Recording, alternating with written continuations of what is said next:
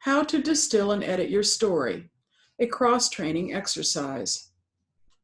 Let's revisit the process so far. In the last chapter, the assignment was to write a shitty first draft about the following topics. Part 1 was the history, who are you, and what physical paths have your life taken? Part 2, process, how do you work and what do you love to do? Part 3, content, what do you care about? Now let's talk about the refining part of the process. Number 1, revisit your history. Your history might be 2 pages or 20, it doesn't really matter. Read it all and then analyze the story as though you never met yourself. Think of this as the Cliff's Notes version. Look for the threads that connect your experiences, personality traits that appear to create a pattern, for example. Here's my own example. History. I wrote at length about loving to play outdoors as a kid and sitting under quilt frames. I listened to women talk. Making a dress in 9th grade got a D because I stapled the zipper into the garment. I had grandmothers who sewed and knitted, but I didn't want anything to do with it. I went to college to major in psychology, and I wanted desperately to escape from the small town environment. Fast forward, I got a degree, I considered graduate school, I married. I felt isolated in a town where I didn't grow up and knew no one. I took various odd jobs, I taught kindergarten, and I waited tables. I started embroidering to pass the time. It was fun. That led to a class in fabric painting, and then I studied painting and dyeing with a local teacher. I began taking classes to get better at color and design. The first draft I wrote had many, many more details, but none of that needed to be included here. You get the idea. The distillation of those life events of mine reads, I never thought I wanted to work with textiles. As a young girl, I sat under the quilt frame and listened to gossip. My mother made our clothes and was determined I would learn to sew. But I had different ideas. I studied religion and psychology and went on to teach kindergarten and take odd jobs.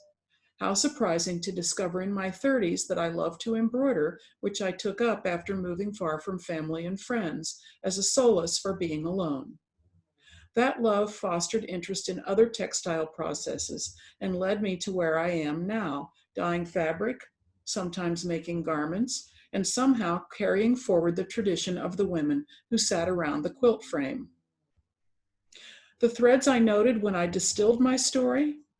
I loved textiles at an early age, and I still do. I was headstrong, and I always wanted to do things my way, which contributed to the many paths that brought me back to making. In order to capture the highlights of your story, you may have to write it several times. Keep some of the stories, but only tell them in a sentence or two.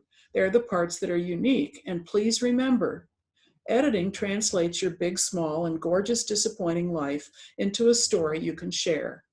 Maybe some people would stay up all night listening if you were a really great storyteller, but 90% of the time you'll lose people if you don't cut to the chase. Be prepared. We're all delighted to encounter people who love what we do and want to hear more. When that happens, you can thank your lucky stars and keep on talking. You'll have a lot to share. Those conversations are the icing on the cake of your creative life. The next part of what you'll do is revisit your process. Read what you wrote about process, and it's usually easier to edit this, but the same strategy applies. Reduce the techniques mentioned to a manageable read. And remember, not everyone understands what you do, so don't abbreviate. Provide a brief explanation if you need to. Most people understand painting, but if you work with encaustic or you make lamp-worked beads or other less familiar materials are used, it's a good idea to describe the process, but only in a line or two, not in great detail. For example, here's one example someone wrote. Although I experimented with painting and drawing in hot wax, my heart sang when I learned to dye cloth. I currently use a Japanese dyeing process called shibori, which means fabric wrapped tightly with thread or rubber bands and dyed in a colorful dye solution. It creates elegant lengths of silk fabric, which I use because it's so lustrous. Another example would be, my background is rich with experiments in many mediums, including painting, dyeing fabric, and throwing ceramic pots. but the first time I picked up a camera and looked at the flowers through the viewfinder, I was hooked. Now I use digital photography and I enhance the effects with Adobe Photoshop, a program that I use online, to create abstracted, larger-than-life tributes to the natural world. And yet a third student wrote, "My world rocked when I discovered I could load my own photos to a print-on-demand site that would transfer them to fabric. That site prints the fabric and sends it back to me, and then I use it to make collages that are a combination of paper and fabric and additional printing." Note: avoid removing the richness of process by eliminating too many details. Keep the unusual, funny, or surprising things about your combination of materials and processes, and be sure to mention those, because that's what sets you apart. The last thing you're going to do is revisit the content statement. This may be the easiest paragraph to revise. The same strategy used above applies again. Reduce what you wrote to the clearest, most succinct version of what you care about. For example, no matter what medium I choose, my goal is to bring beauty to the world by combining colors and patterns in ways that delight the eye. My paintings are a prayer. Each stroke offers beauty and hope to a world that desperately needs both. Someone else's content statement was simple. I love flowers and plants. My painted silks honor the natural world in all its infinite variety. And yet one more statement read, while I've studied a wide range of art processes, my subject matter remains consistent.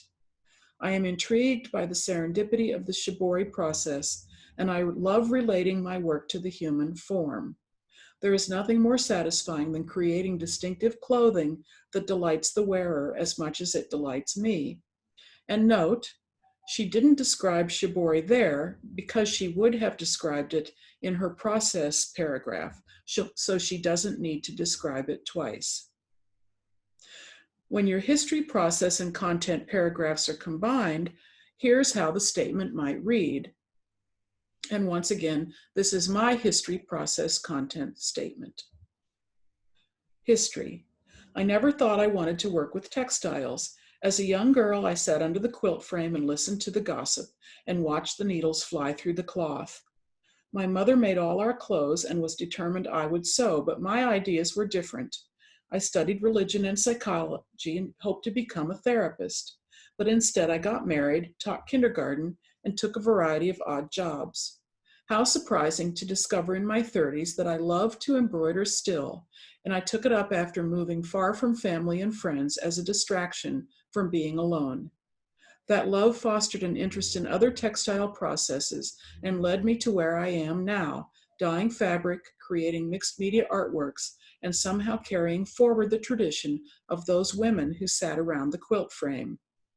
Process. Although I experimented with painting and drawing and even encaustic hot wax on a hard substrate, my heart sang when I learned to dye cloth. Sometimes I use Japanese dyeing called shibori, which is wrapping fabric and binding it tightly and then dyeing it in colorful dyes, and I create elegant lengths of fabric. Sometimes I turn that fabric into artwork, and sometimes I incorporate it by adding printing and paper and even sand. I love silk especially because it is lustrous and strong. Content. While I've studied and teach a wide range of processes, my subject matter remains consistent. I'm interested in how the natural world intersects with the human world, and I'm commenting visually on those relationships in ways that resonate with viewers. Artists respond. History. This is from Judy Cook. My art history began the day I drew my first stick figure. Mom declared me an artist, and it stuck. She did a lot of art. I loved it when she drew with us. I think I learned how to draw because I couldn't stay in the lines of the coloring books. When I was 5, Mom became the town librarian, and I went to the library after school and became a voracious reader. I loved the bookmobile. I loved driving around taking books to people. It was the coolest job in the world. I've been doing some type of art my whole life, except for a brief period in college when I got stuck. After college, I found my way back to art, taking watercolor classes just for my own pleasure. I met my husband and taught him to see the sunsets. He taught me to notice birds and fish. Our daughter enjoyed my art projects and we did a lot together. She helped me create clown props, paint murals, and make school play scenery. I always regretted not getting a degree in art. I worked as a computer programmer, but I fulfilled my daydreams by taking art classes. I finally did get that degree, and I also studied surface design through workshops. Process, Judy wrote, expanding my knowledge of the world is important. Writing, illustrating, and making artist books and telling stories on cloth makes sense of my life. Researching a topic excites me. It's like diving into pools of information. For instance, in creating a book of family stories set in Oregon, I found maps, historical photos, and images of train tickets from the 20s. In another project on tinnitus, I researched color as it relates to musical pitch and also to quantum physics. My research provides mental images and symbols, which are then translated onto paper or cloth. Content. There's a difference in creating a product to sell and using creative skills to express personal voice. I found that making art to sell it is not enough. There had to be more than creating the same thing repeatedly, at least for me, so it's a balance. Carol Wiebe wrote, process. If I were to describe how the courage to call myself an artist presented itself, it would be a novella. My greatest catalyst for launching an intentional art practice was the discovery of mixed media work. It suited my skill set, and then I discovered quilted paper. Others were making paper quilts, but they were pasting or stitching cut shapes onto a base. I developed a method to quilt an entire paper sandwich. I used my painted papers or printed digital designs to form the base and elements collage to it. I also developed a paper applique method with hand stitching and crochet for edges and decoration. The results are painted with acrylic paint. I continue to refine and add processes to further my art form. It's so thoroughly satisfying, I call it my spiritual practice. It facilitates the exploration of inner memories, drives, and emotions, and allows me to express them in a way that is supportive and surprising. Content. Current themes include time eroding, beautifying objects, embracing imperfection, and perceiving wonders that permeate our lives.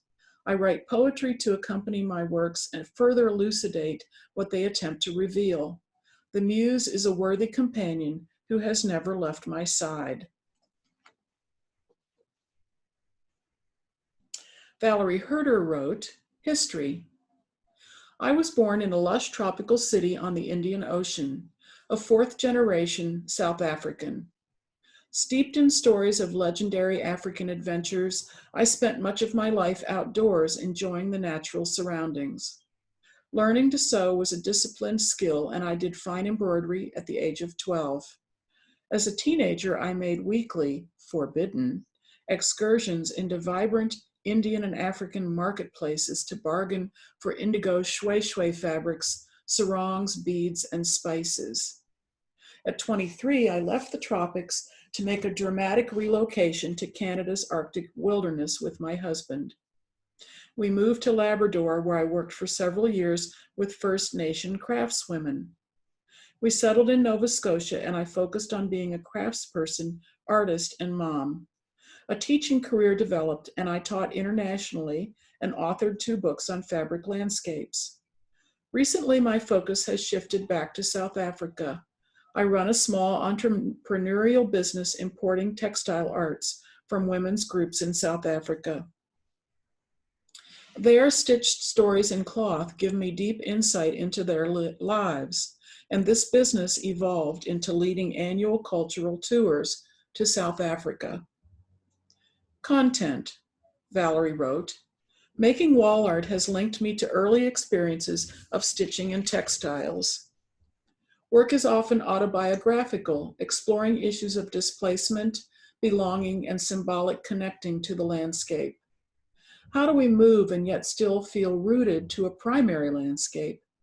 My childhood landscape, like a neural pathway, influences my inner vision and expresses itself in subtle ways.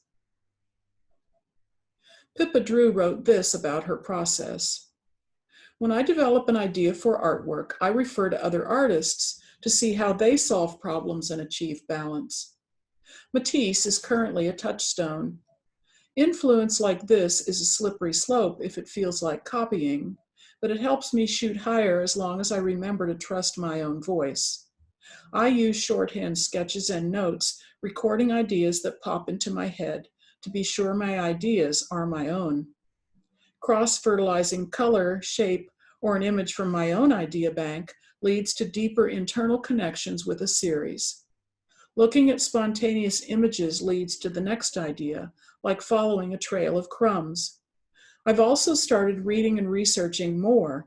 It's fascinating to observe how visual work in progress is enriched by wider knowledge. Muriel Musa wrote, as I worked on Departure, a series which you can see on page 122 of Creative Strength Training if you have a copy of the book, I seriously considered the topic of getting rid of the judging voices. I used letter forms just like I did in my Chapter 2 Noton exercise. In this exercise or piece, I see pattern space and letters departing and breaking up and leaving the format and being hard to recognize from the background. They're hidden, just like the internal voices we focused on when we talked about the committee. Regeneration was completed shortly after the course ended. I realized that cropping an image and then building another image from that cropped section suits my intention and purposes. So regeneration was derived from a section of Departure, the earlier piece. Original images were manipulated and printed digitally on cotton fabric, and then I added paint and embroidery and quilting. The concept of regeneration and transformation was intended to be made visual by the methods, symbolism, and color. Mary wrote this about her content. I'm interested in visual language's ability to interpret inward spiritual and emotional states. I want my work to portray essential and universal truths I've realized through spiritual interests, awareness, and living a full life. The solitude necessary in creative work is soothing, a time when I can listen to my own thoughts and follow my own inner guidance. I honor Georgia O'Keeffe's quote, "Making the unknown known is the important thing." Muriel Musa. Conclusion. Now it's your turn. Call what you've written and give it your best shot. Edit more than once if it's hard to get numerous pages of writing down to a single paragraph. Read it out loud because that helps. And remember, authentic is always better than art speak. Are you ready?